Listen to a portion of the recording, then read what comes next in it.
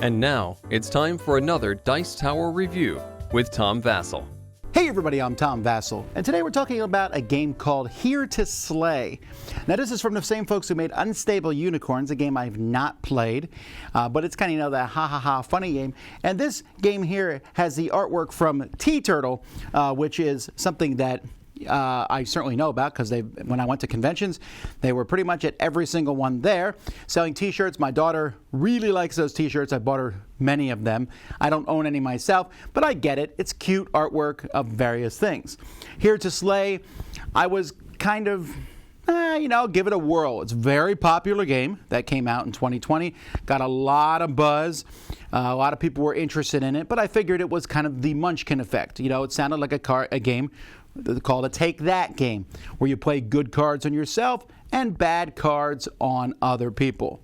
Well, that is kind of what it is. Is there any more? Let's take a look.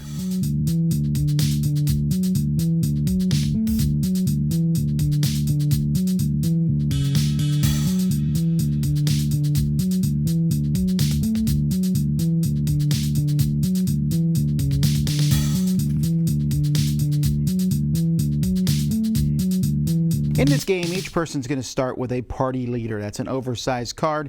Each of these cards is one of the 6 different classes. So here you see we have a wizard, here we have the guardian, or you have the bard, or the fighter, or the thief, or the ranger. So there are different cards that are going to show up. The ranger's hiding over here, the divine arrow. And so you're going to pick one of these people to start with or randomly choose them, and then players are going to get a handful of 5 cards from the deck. You're going to put some monsters out in the middle of the table, from 3 of them from a pile, and then the game starts. On a player's turn, they have 3 actions that they can spend. You can fight a monster for 2 of those actions.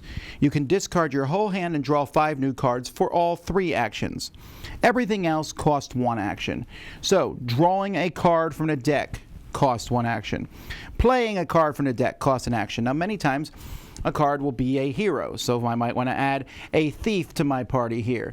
Or I could add another ranger to my party. When you add a card to your deck, another hero to your deck, they all have a special ability. You immediately roll to see if you can use it. So that's 5+. So on 2 dice, I roll to see if I got it. 4, I failed.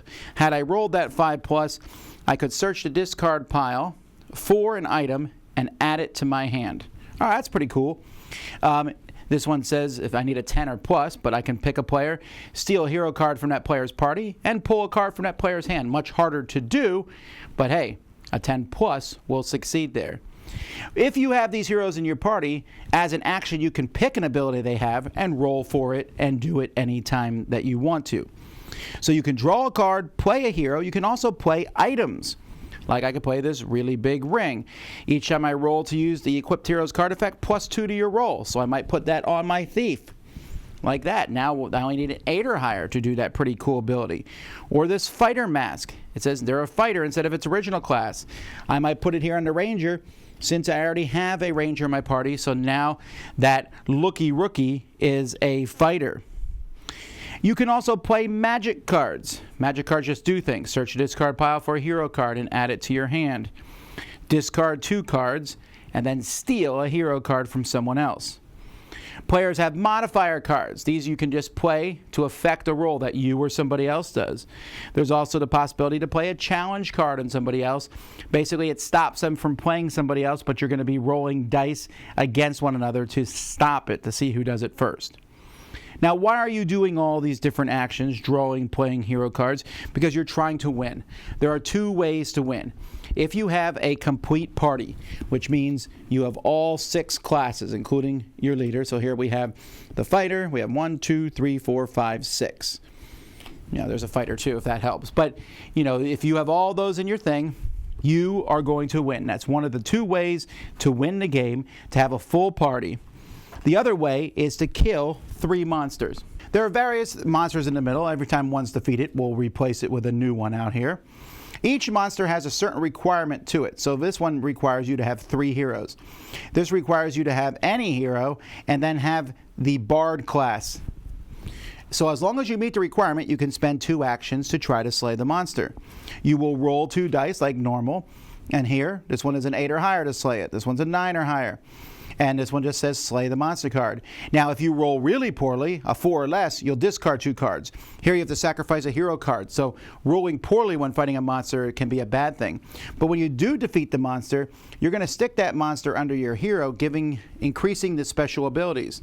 So you can see here, for example, if I kill this monster, it says every time you roll for a hero's card effect, +1 to that roll. Or item cards you play can't be challenged if I defeat this one. So the first person to defeat 3 monsters or assemble full party is the winner. That's how you play. Cute is the word here. I'm showing you the bad guys. Think the good guys are cute. The bad guys are kind of cute. I mean, they're kind of fearsome too a bit. And then in the deck itself, so there's just tons of cards. Now the cards are okay quality, but everything I found to be very easy to read, all the different things, but the artwork is really well done, and there is a lot of artwork in this game. If you're here for the T-Turtle artwork, then you're going to be thrilled because there's just tons of it. The dice are okay quality, and then everything fits inside the box. There's a little plastic insert to keep all the cards. There's also a little card that shows you what you can do in your turn, and it also shows you the 6 different classes on how to win. That's pretty good production. Folks, sometimes a game comes out that defies your internal logic, and I think this is one of those times. By all accounts of the games I like and don't like, this probably shouldn't make a list of games that I enjoy. There is a lot of take that. I mean a lot. Like every round I'm trying to steal something from you, or blow this up, or kill that hero, or fight monsters. So why do I enjoy this one? Because I do. Now, part of it might be the artwork, but good artwork. I mean, I just recently have reviewed a few games that I thought had very good artwork, but the game itself was no good. The theme helps with this cute artwork and forming a party, but I think the reason I enjoy it is because it offers you interesting choices, has fun dice rolling in it, and it also plays fairly quickly. Killing 3 monsters is not too difficult to do in this game, and when you kill a monster, no one can take that from you. Assembling a party, people can take that from you, but then that might be the easier way to win. But it's just silliness. You sit there and you play a card, and I do this, I'll try to kill your hero, that didn't work, okay, I'm going to go fight the monster, oh, I failed or I succeeded.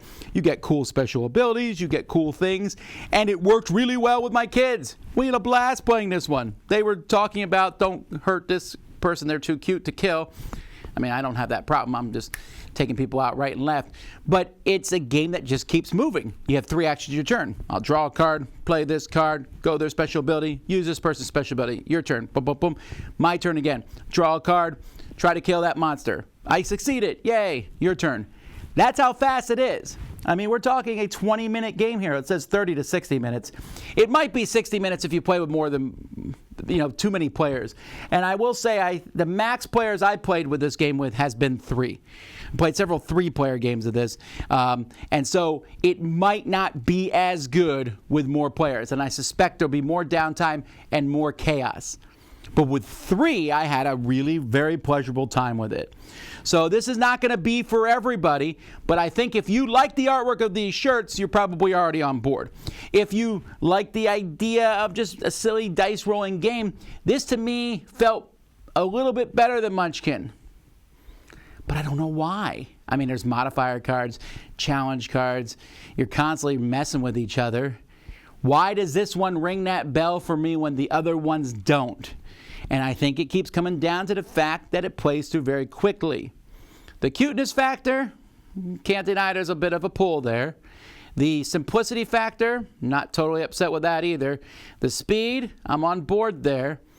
And I don't know, this is just one that scratched the itch for me. So that's Here to Slay.